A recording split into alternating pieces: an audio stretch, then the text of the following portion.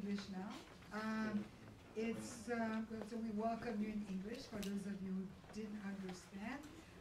Madame Pierre-Louis is the former Prime Minister of Haiti and the the president of FOCAL, which is an organization in Haiti which provides a host of programs all linked to social justice, to arts, to promoting the beauty of Haiti, to elevating the voices of young people and of peasants and organizations that would have probably not gotten the opportunities to express themselves and to articulate their vision for Haiti. So we are incredibly lucky to be here, not just having Madame Pierre-Louis, but to have the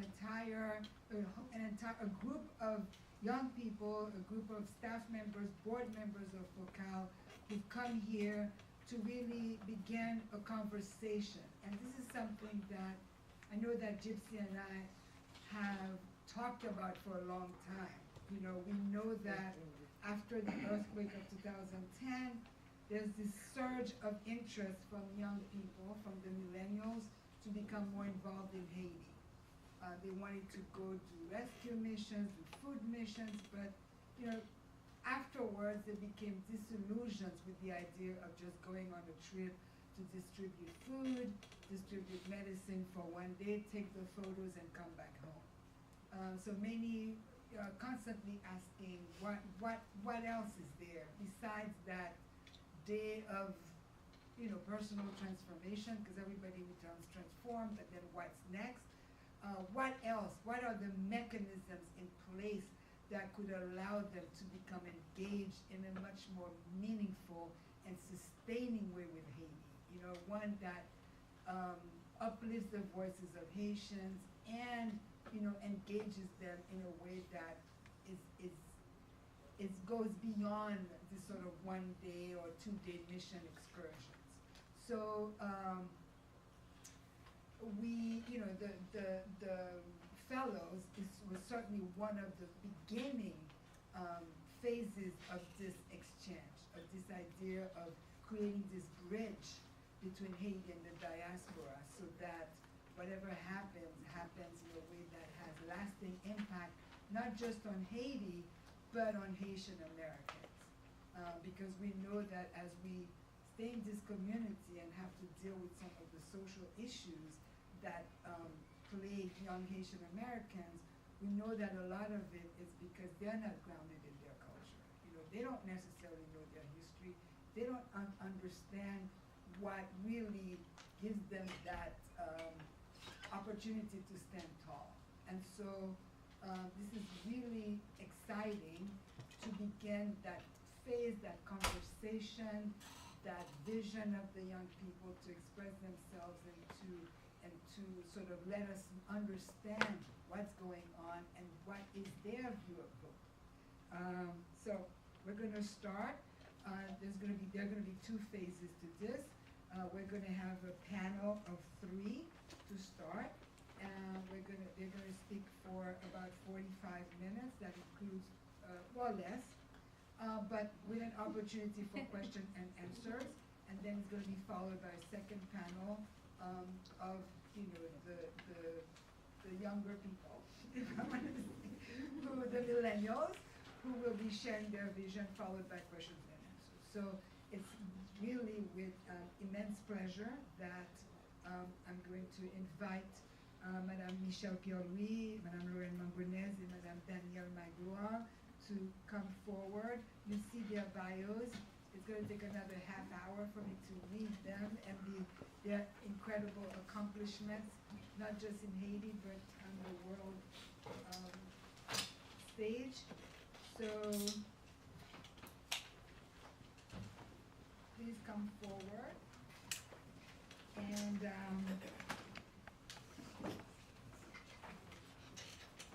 these are women that, they are the reference in Haiti. You can't talk about Haiti. It's true, Lorraine, about social justice movement, about anything without mentioning their name, whether it's, Danielle Magloire, in terms of the feminine, she's wearing purple. That's the feminist symbol. Yeah. We have, Florent Magonès, who's the executive director of FOCAL. And if all of you, for those of you who don't know, if you know the Neg Mao in Haiti, who knows the Neg Mao in Haiti? Her dad designed it. So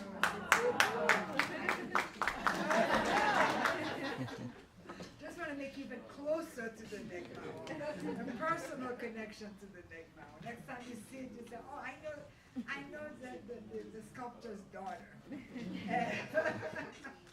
And of course, Madame Michelle Gilbert. So let's get started. Thank you. Okay, thank you, Leonie. I will just make a short introduction and let Lorraine and Daniel, maybe Daniel first. Or you want to go first? Daniel, tu veux parler d'abord? Yes, Daniel will start. Once again, it's really a real pleasure for us to be here tonight and to engage this conversation with you and with the young millennials that we met 4 years ago, 3 times, 3 cohorts, and all the public which is here tonight. It's what goes on in Haiti today is very difficult to untangle. And perhaps, as I was telling Patrick Eliancy of TV Island earlier, probably the most difficult situation we have to tackle with today is what we call in Haiti the gangsterization of our society. We don't produce weapons, we don't sell weapons, and there are weapons everywhere. There used to be armed gangs in specific areas. Today they are all over the country. And even us, in our daily life, this has a tremendous impact on our work. And it's very important that this be known, not just in Voé-Monté, but really in taking into consideration what is the impact on society. And of course, each time there is gang violence, there are women that are being raped, there are young children that are being killed, there are professionals that are being robbed and killed on a day-to-day basis. We live in the country, we know all the paramount issues that also exist in terms of weakness of the institutions, corruption, deals everywhere, and nobody really looking at the country and seeing the real issues, the real problems that the population has to deal with on a daily basis. And it's true on all counts. Mostly in the rural areas where the gangs have also penetrated. And we work with a lot of peasants organizations, and it's extremely difficult for them. And working with peasants organizations in this country, when you know the history of the country, that has to do with a matter of justice. And when you cannot even travel in the country to go meet with people, to discuss with them, it's becoming more and more difficult. You can imagine that those who've been marginalized for so long are even more marginalized today. So I will, with that short introduction, I will let Danielle talk about her point of view, which is a feminist point of view. Danielle is members of feminist organization for the past 40 years, and the women's and feminist organization have played an incredible role in gaining steps toward women's rights and justice, and she will explain her today, what she's working on today, with a perspective perhaps on the gains that were done and that we fortunately will have had an impact on the whole society. So we work in this country, we love our country, we are engaged in our country. It's a matter of our own dignity, but we need you too. And I said it earlier, I don't think Haiti can come out of the situation it is in today without the support, the understanding, and the engagement of all Haitians Americans who believe in the country, who are honest, and who can try to go above our so-called differences and build something that can really have an impact on the country. So Daniel, thank you. Thank you. I'm really happy to be here. And for this reason, I don't want to kill you with my broken English, so I'm going to speak in Creole. Jean-Michel Dian, donc, moi-même, son monde qui a boumé dans le secteur des femmes droits moun. Des femmes droits moun en général et en particulier droits femmes actifiées. Et ça, c'est un gros problème en Haïti. Et nous avons tout commencé par dire, c'est une pour moi-même un lien qui est important pour faire avec le monde dans la diaspora. Pour quelle raison je voulais rester quoi que le monde change, le monde progresser, les opportunités, vivre de l'autre expérience qui permet de développer de l'autre rapport à monde. Et ce n'est pas uniquement parce que bon règlement la loi dans le pays que tu vas vivre là, je crois qu'à la fin tout même ou bien droit vinn croire là-dedans, vinn adopter principe ça.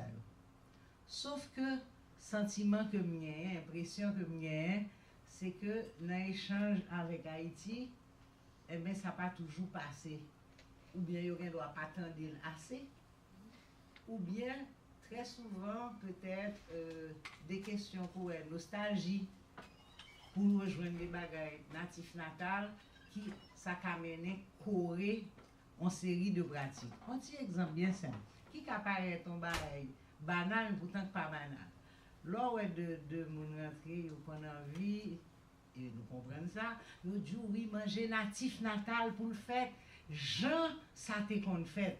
Ça veut dire pour mon chita la piler en petit mi. OK, c'est très bien. Sauf que, ou bien non, charbon, sauf qu'on pas réfléchir sur qui est-ce qui a fait travail ça. Conséquence, c'est toujours même moun qui a fait. Moun ça, puisque pour être au lieu de servir un moulin, pour chita pile au pitini avec gens ça, qui a déconstombré d'eau, eh ben, ou pas de temps pour aller prendre une série de bagages, ou pas de temps pour participer comme citoyenne, plus toute l'autre bagaille qu'on gagne, parce que c'est fille qui chita sous dos, donc ou pas de temps pour participer les discussions à faire sous cause des pays. Parce que, surtout, les bons boulot. Il t'a fait des ordres, c'est peut-être ça, il va citer non. Donc, ça, c'était pour dire un premier point, mes pensées. Mais le gros problème, nous vraiment avons gros mésentente dans le pays. Journée, jeudi, dans le 21e siècle, nous n'avons point côté ou à expliquer que fils et monde et que rien doit tout. Toujours bonne explication. De temps en temps, mais c'est valable pour l'autre question sociale. Oui. Bon lever campé, par exemple, là, bon série de bandits qui a marché, fait de viol en groupe sous deux petits mesdames universitaires. Là, son crime, son bail qui est inacceptable. Mais, ouais, j'ai une réaction, par exemple, je viens de vous matin sur WhatsApp, sur les réseaux sociaux, sur WhatsApp, on paquet de messages, sur qualité commentaire. Bon, pour qui ça c'est dans le coup du soir, ils choisi aller, pour qui raison, comment ils étaient habillés, toujours même conception qui voulait dire que l'homme est une victime. Première question qui posait, ça a été fait, est-ce que le pas tantôt? D'ailleurs, c'est une grosse déformation. La presse en Haïti, ou tant de passer la saline, tirer des gens mourir, est-ce que le en a fait? Comme qui dirait, si nous en a fait, ça a bonne autorisation pour tuer, ça a bonne autorisation pour violer. Et toute l'idée, ça qui est terrible là-dedans, grand pile vraiment, en pile bataille qui fait. Mais bataille prend temps et nous gagnons des autorités qui récalcitrent en pile. Nous-mêmes qui vivons aux États-Unis, est-ce que nous avons imaginé que c'est seulement en 2005 que l'État haïtien arrivait à admettre que viol son crime? 2005 suffit. Or, depuis son occupation américaine, première organisation féministe en Haïti prend naissance. Première question qui a été posée, c'est question GI qui t'a aidé à faire Cadéjac sur Haïtien. Nous avons tout le temps ça prend 10 ans, et puis c'est en 2005. Et malgré tout, ils reconnaissent qu'on est arrivé fait pour appliquer. Et ça qui est terrible là, c'est que ou après plein politiciens, ça veut dire pas jamais ou pas de monde qui dans de positions stratégiques qui prend position en faveur de ça. Et pour jeunes, pour être des parlementaires, pour être des ministres, pour être des directeurs ou bien des directeurs d'opinion pour prendre position clairement sur ça. Jamais. Et ça, c'est de bail qui doit interpeller nous. Pourtant, pour autant de jeunes haïtiennes, américaines, ça arrive, congressman, congresswoman, arrive dans l'université, tout le monde très fier. Sauf que, ce n'est pas vrai pour nous-mêmes qui vivons en dedans pays. Ça veut dire à faire l'esprit fait noir. Son bagage que dans ça y aurait les entre guillemets que nous joignent qui vraiment son bagage qui très bien distribué. Et pour finir de les fonds l'autrement tout, c'est que l'en société gain de travail qu'a fait pour avancer, pour faire respecter le droit monde, n'a regardé vraiment comment dirigeants politiques, toutes catégories confondues, malgré que discours, toute la journée, oui, c'est pour malheureux, c'est ceci, c'est cela. D'ailleurs, par blague, moi, je me dis que le jour où il y a la misère en Haïti, je ne sais pas ça, politicien, je parce que tout discours agite sur la misère. Donc, le jour où ça, pas dans la misère, je ne sais pas qui se parole, il y a bien pour dire. Et pourtant, pendant parler de la misère, Jean-Maurice Sictoré me dit, il n'y a pas que Jean-Moué Mounio dans le livre. Et ça fait mélanger doigt sur un dossier que vraiment, qui porte dans le cœur en pile, ces dossiers travailleuses domestiques, bonnes, servantes. Nous vivons dans un pays côté la loi pas définie pour être travailleuse, pour être travailleur. Donc, maintenant, on a travaillé la caillou, ou dit qu'on travaille, pas fini de resaler. Depuis 2009, nous arrivons à faire un petit bout de loi avancée. Côté qui sa loi, ça dit, après un pile de 10 ans de bataille, pour une loi qui dit, oui, l'homme c'est bon, ils sont monde. Nous avons écrit ça dans le texte de loi, dans un pays qui fait 1804. Deuxièmement, pour dire, comme le travail, il a droit d'un jour pour le prendre un petit repos. On va extraordinaire. Troisièmement, journée travaillée, on l'a pour le commencer, on l'a pour le finir. Et puis quatrième bagaille, il a droit d'un congé annuel. Eh bien, doit arriver passer. Journée jeudi, hein, par mon gouvernement, et ça dépend directement du président de la République, là, pour servir en loi, il faut qu'il publier. Il faut que jamais qu'à publier. Donc, tout ça pour balancer idée, une série de questions qui est extrêmement important. Parce que l'on a regardé côté femmes travail, surtout femmes défavorisées, eh bien, nous mettons de parler de usine. Eh bien, il y a plus de filles qui travaillent comme servantes, comme bonnes que les gens qui travaillent dans l'usine en Haïti. Et pourtant, ils même en libre totalement. Donc, il est difficile, il y a un pile bataille qui fait, mais nous avons un pile gros danger. Et puis, gros danger, journée jeudi, on a ramassé tout le problème qui était derrière.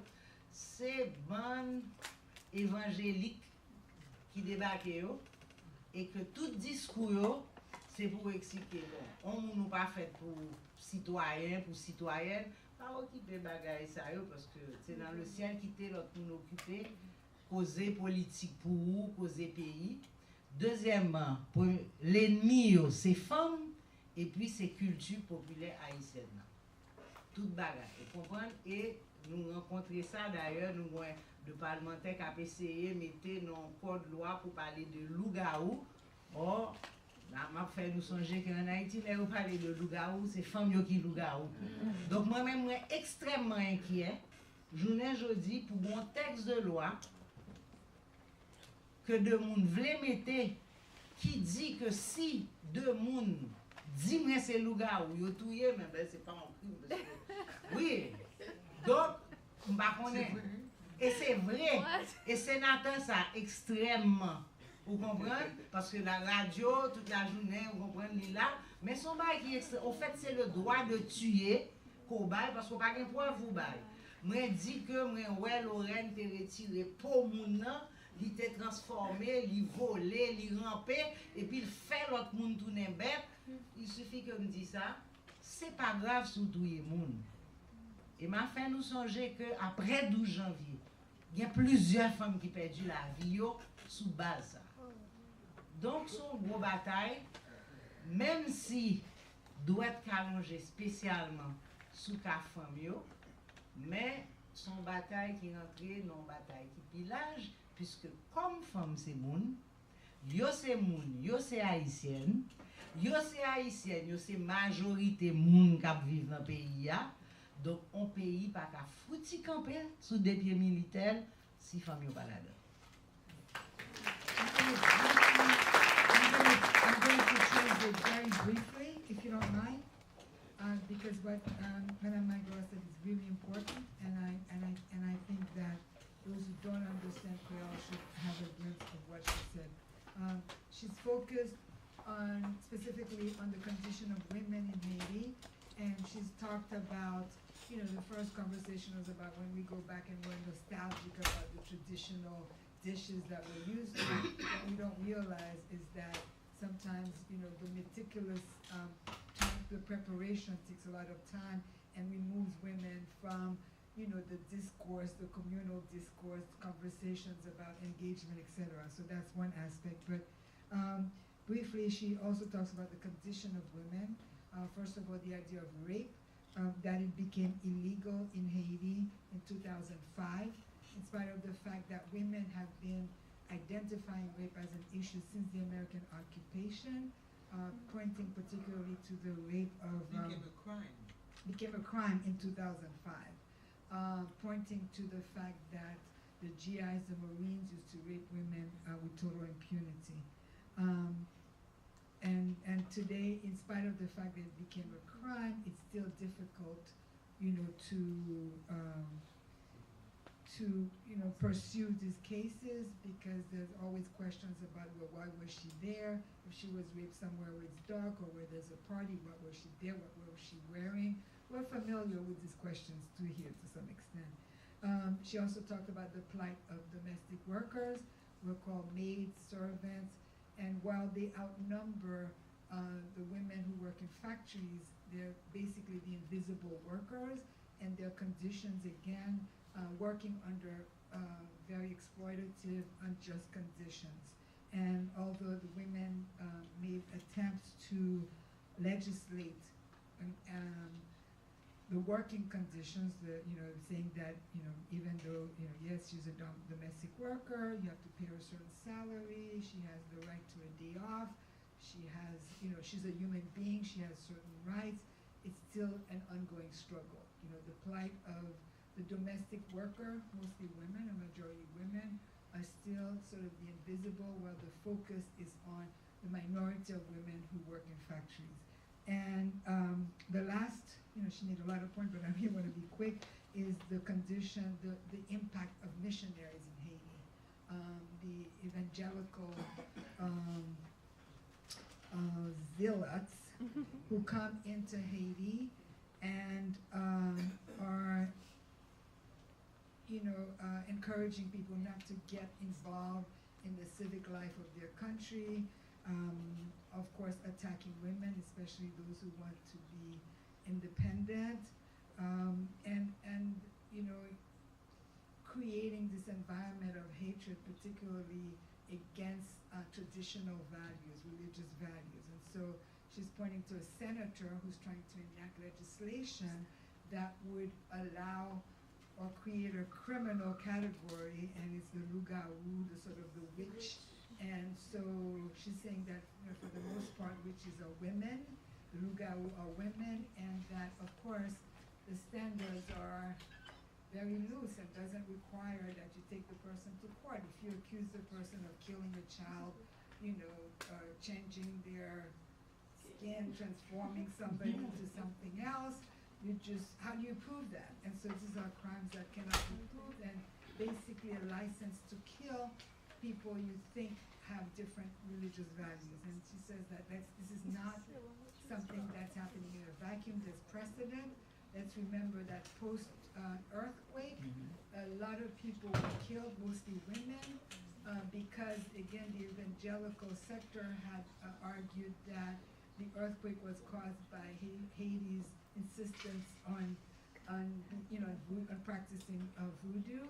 And so a lot of people who were considered the priestesses, the priests of voodoo, were killed in Haiti, and a lot of them were women. So she's saying that the struggle is real, and again, these are opportunities for young people to become involved in the future. Without further ado. Very good. Good evening. For the past 3 years, Michel and I, Michel Pierre-Louis and I, have had the privilege of being invited by Santla and Leonie and Gypsy to attend the conclusion of the cycle that I don't know if it's training or the cycle of the fellowship offered by Santla. So a cohort of young Haitian American professionals spends a year becoming familiar with the community here and also becoming familiar with Haiti itself. And at the end of the year, the conclusion of the cycle is to come to Haiti, to Cap Haïtien, to visit the Citadelle Sans Souci, to meet with some people, and to have a kind of a seminar, a small workshop with us.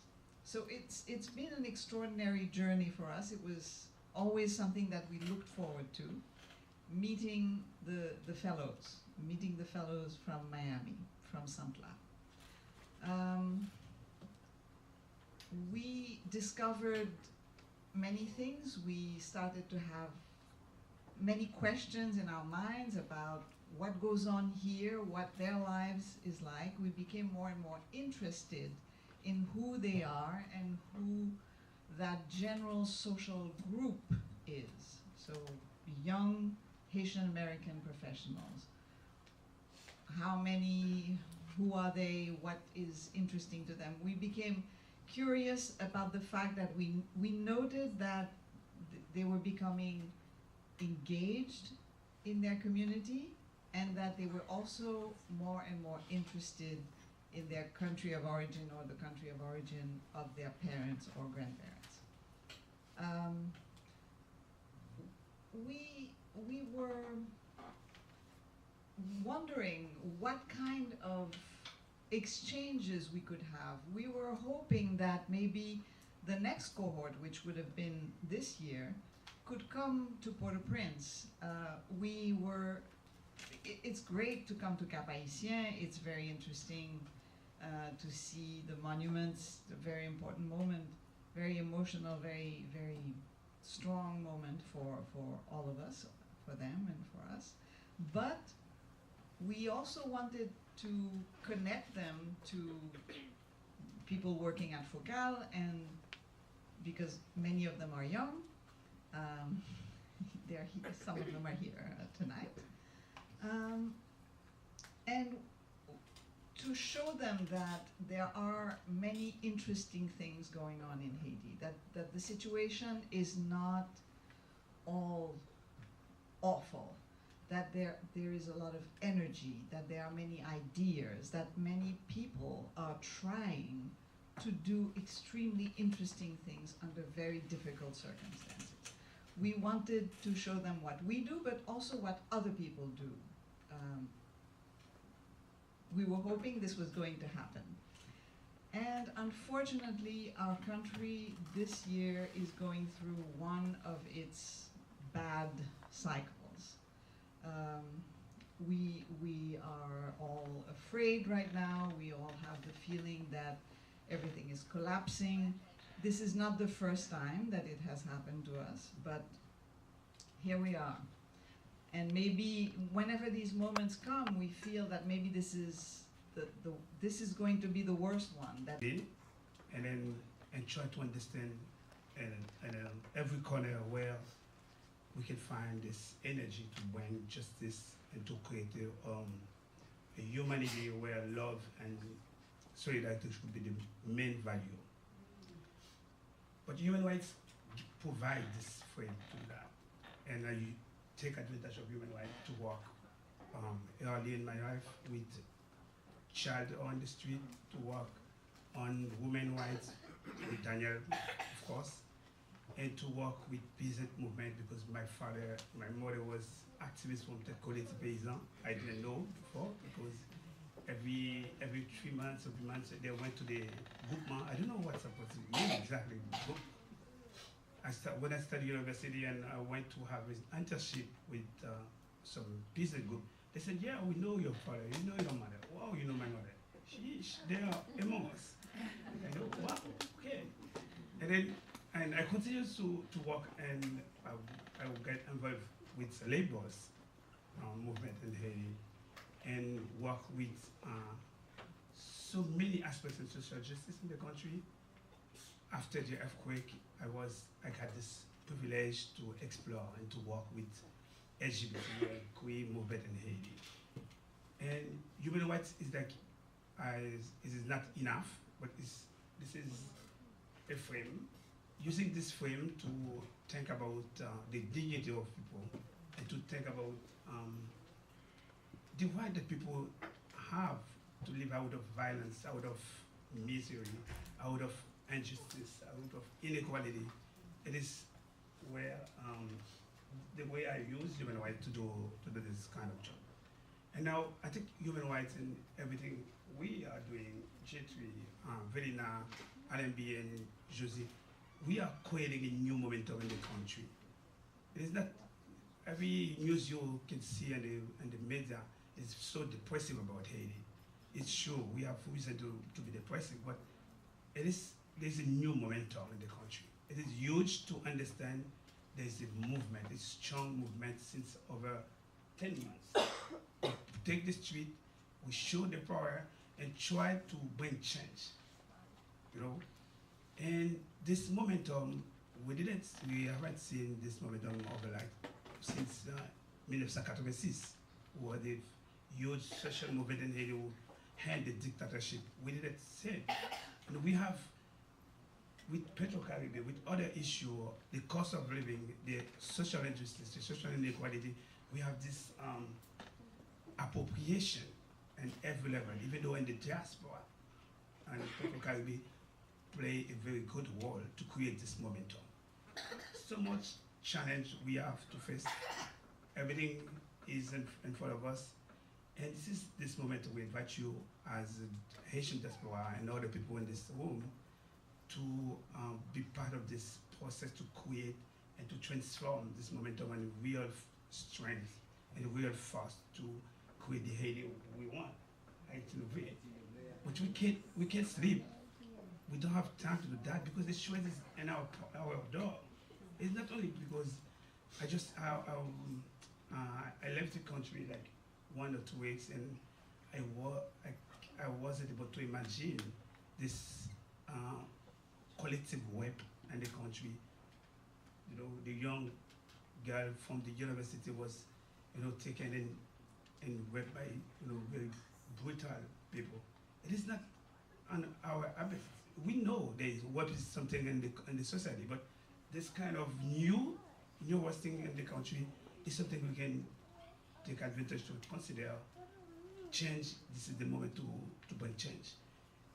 Talking about the gangsterization, we have this history of using gang and at political level. And now gang is like the tools, the instrument to maintain power and to be re-elected in the country. They find money, they find to pay every gang member. You know, this is the moment, there is this momentum, and part of this momentum is that this brutal repression was of sort of like Massacre La Saline, Massacre Foufoué, and there is to maintain people afraid and to stay in their house, to get the street and try to ask for accountability, to ask for justice, to ask for their impunity. This is what we are trying to say. I think I'm so proud of not only my generation, is that this transmission was done by Michel or by Lorraine or by Daniel. I think when Jetri and I, we went one day to have lunch together and we talk about Lorraine. One of the main signs you can see on her face, she's so concerned. We are concerned, it is true, but we have so much thing to do to transform this constellation and a real force to change our country. Hope is something we need to cultivate, to feed. And it is, yeah, it's depressive. There is so much better thing was happening in the country. What you say, Gigi? I agree.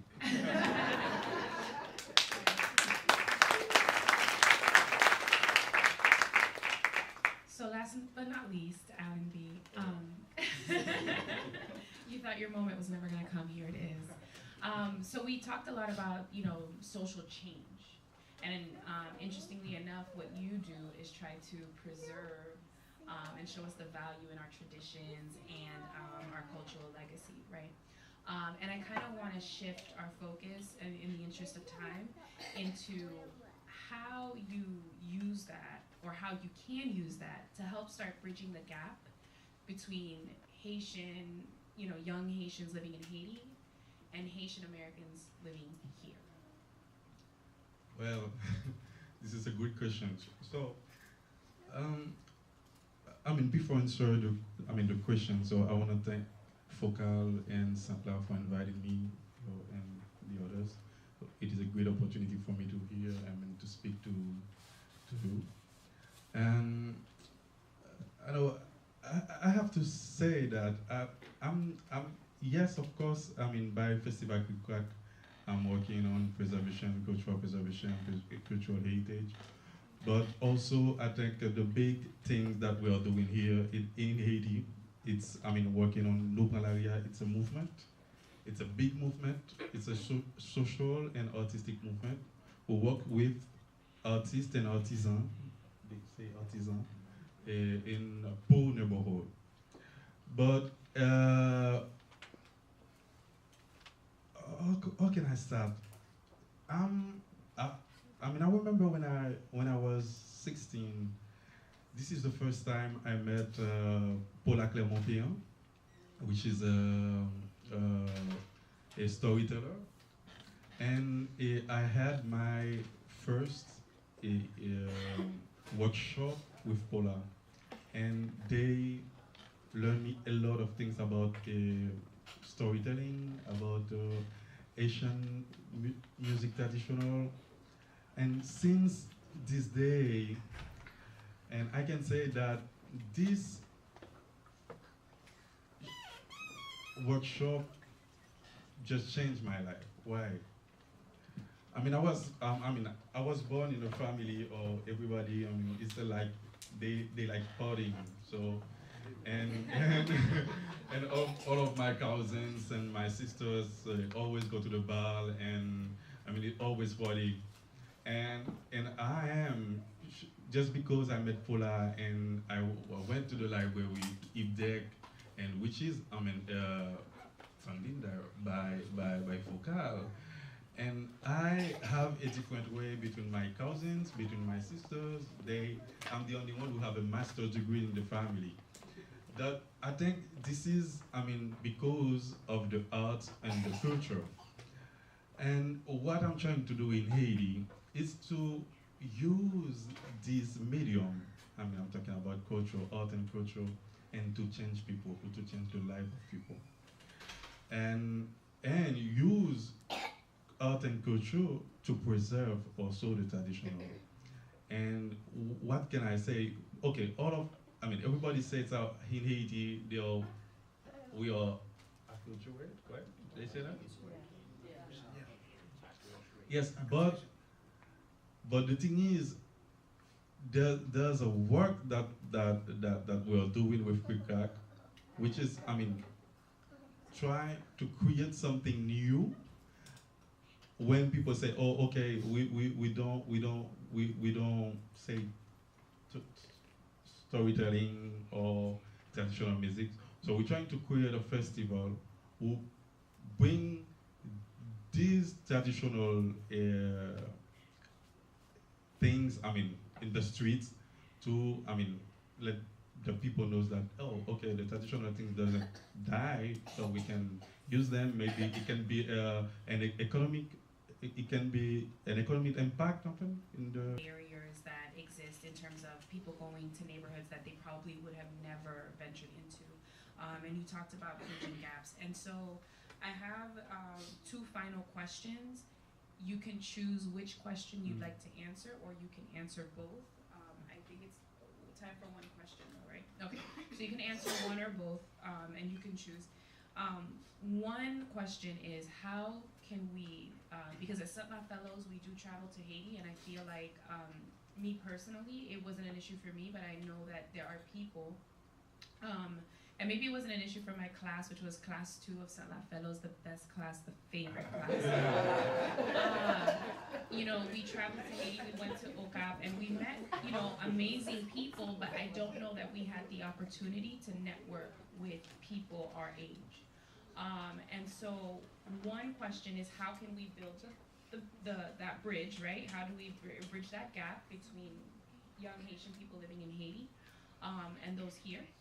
And if there's one thing that you want a Haitian American here to see in Haiti or experience, what would that be?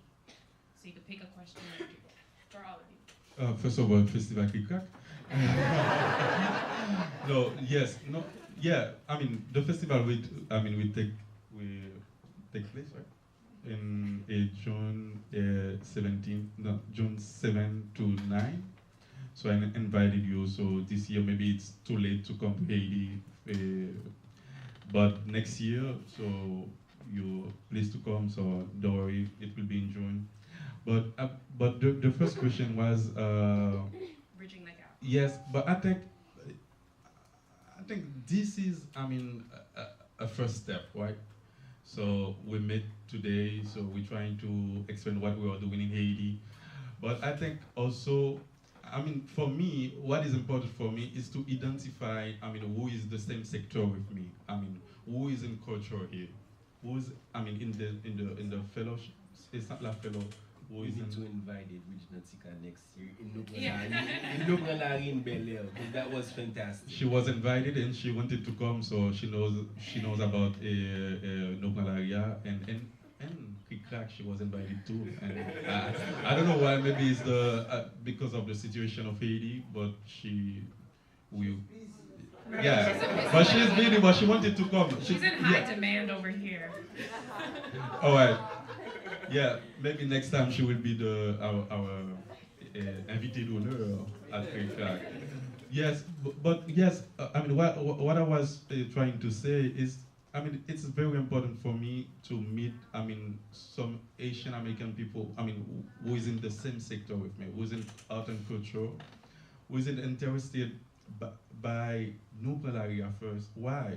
Nuclear can be a great opportunity for artists in this neighborhood, because we're trying to sell their arts. It's very important for us. This is not a movement that we showcase.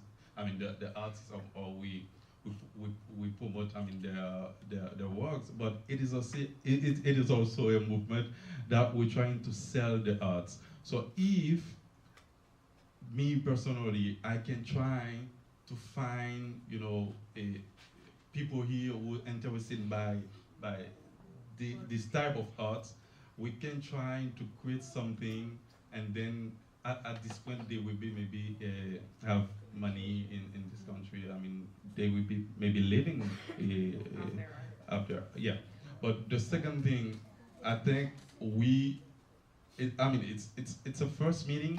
I think also we can create after this. I mean, after tonight, we can create a network. I don't know. I don't know if it would be a mailing list or a blog, or I don't know, to keep in touch and to try to. I don't know. Maybe like can do something. Or me, I can be on this network. We can share, and the bios can be online, and the contacts. Though I don't know. And we can use also Aibo post, So, right? Aibo post. Let's talk, Jitli, what are your answers to one of those questions? It was Haitian American millennials. So what was the question? So how should we bridge the gap between you all and Haiti, and that, or if there was one thing in Haiti that you would want a Haitian American, maybe who's never been to Haiti, to see or experience, what would that be? Okay, here's what I think about to bridge the gap. I hope that the Haitian Americans will start to be interested in the reality of Haiti.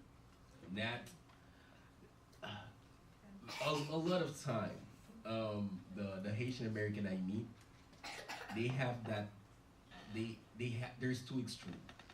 You have the extreme of the person who tells you that Haiti is the worst place ever. The person who listens to the radio show where you have monte all the time. So it's as if we're in a war zone all the time. And then you have another group of people who are trying to create something that is not real. Haiti's not Miami. It's never will be. It will never be. So we need to find that common ground. And the good way to do that is to approach Haiti in a sincere way, where you accept that you will learn from Haiti. There is some stuff that you will love more. There's some stuff you will love less. But you be curious about Haiti. Start by reading the media, reading literature, be interested in art. Reading Aibo post. Reading Aibo post. Be interested in art. Not only the regular artisanal little artwork that we've seen in all Haitian households, but trying to learn who are our Haitian artists, what are they doing, what different way of seeing the world they're bringing, what different aspect they're bringing. So I think this is the most important thing. Just be curious about Haiti. And approach it in a very genuine what? Yes. So yes, approach it in a very, very real manner. Don't try to create a false reality. Just be real with Haiti. Just be real with it. Yeah.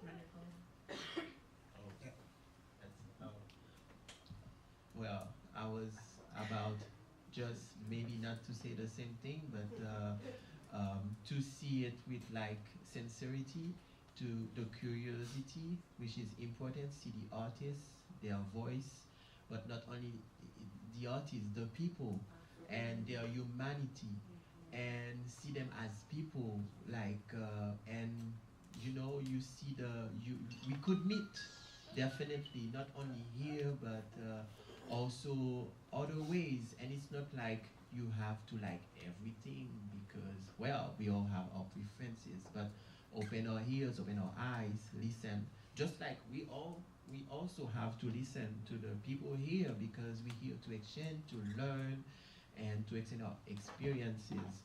So yeah, I think really like we should open our eyes to the nation, to the people.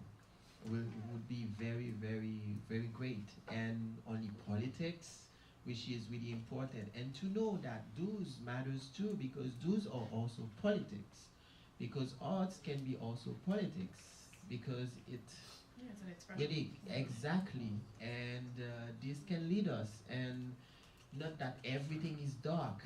There are still are lights. We are lights. Excuse me. So,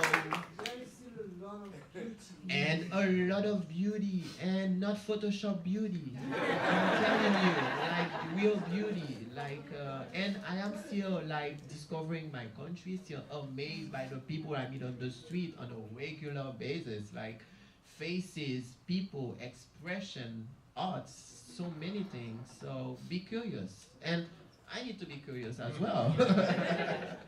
Mr. Bumba? Yeah. Thank you. Unfortunately, I'm not an artist like Josie. we documented every. No, but you can still answer. Yeah, Yeah. I would provide my own answer about this question.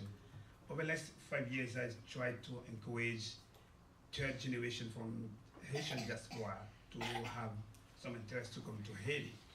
I think this is something I invite the parents of Haitian children. They are living in the U.S.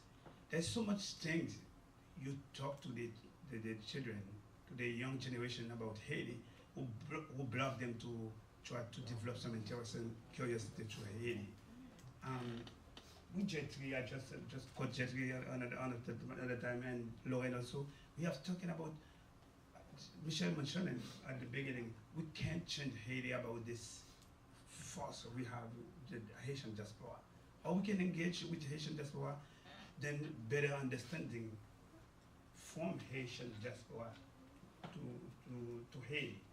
For example, so much I hear, so much other generation, people, they are living in US and Canada, they are dreaming to come back to Haiti, even though at the last day of their life, because they have this connection with Haiti. And we try to my friend Deborah will pick up me at the airport, and we have this discussion. Oh, we can develop something in Haiti, and she said there is so much initiative was fair. I said yes, but we need to change the narrative, the way in which we try to operate with Haiti, and also we need, this is our part of our world, to continue to change the relationship, the political situation in the country, and to create the better space and the better opportunity. Because since the earthquake, we hear Haiti is open for business, bring all people to have to provide show in Haiti. No investment really in the country, but the diaspora can invest in the country in a way where we can be sustainable and try to create space for the society of love, of respect, and of justice. Yeah. Angelina, who opened up for us, and now we'll close. Back in the 1960s, Haitians were traveling the world, going to countries in Africa, Congo, and that's how they started going to Canada and Quebec as well. And those Haitians were going there, and they were teachers. They became doctors and everything. So we went ahead, left Haiti, and built other countries. That's what we need to do for Haiti. The same way in the 1960s, we went and we became the teachers, we became the leaders, and we built these countries with the respect that it demanded. Because when you go to someone else's country, you learn about that country, and then you invest into the country, and then you become a whole part and you become a heartbeat of that country. I think the same thing needs to be done for Haiti. Or Haitians, Haitian Americans, Haitian Canadian, whoever you are, people who carry Haiti in their heart, need to have that same sincerity and humility of telling themselves, you know what, it's time for me now to go back and build my own country with that same respect. Because a lot of the times what you perceive to be Haiti is not Haiti. And it's a story I always like to tell, and it's one I always observe. You are in Miami Airport. Everybody's behaving. You land into Port-au-Prince Airport. Well, you know, this is what we need. We need you who have learned how to do better, to teach our children in Haiti, to teach me how to do better. Don't pretend that because you're going back to Haiti, you're going back to the trash, so you become trash. You are not trash. Girl, that's a word. You're not trash. So if there is one thing that every single Haitian and every single black person and every single human being should remember, is that we have freedom of speech today because one day there was hate. And carry the pride.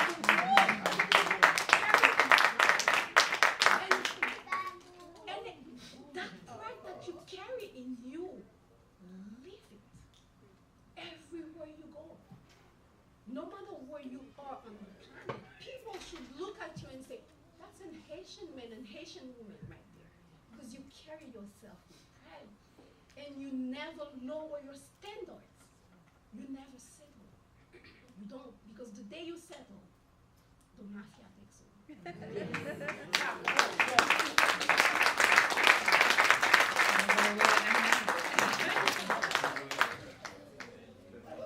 Any questions from the audience? I have a question. Several. I'm not holding the mic, so that's on you. Well, I think we have one down here.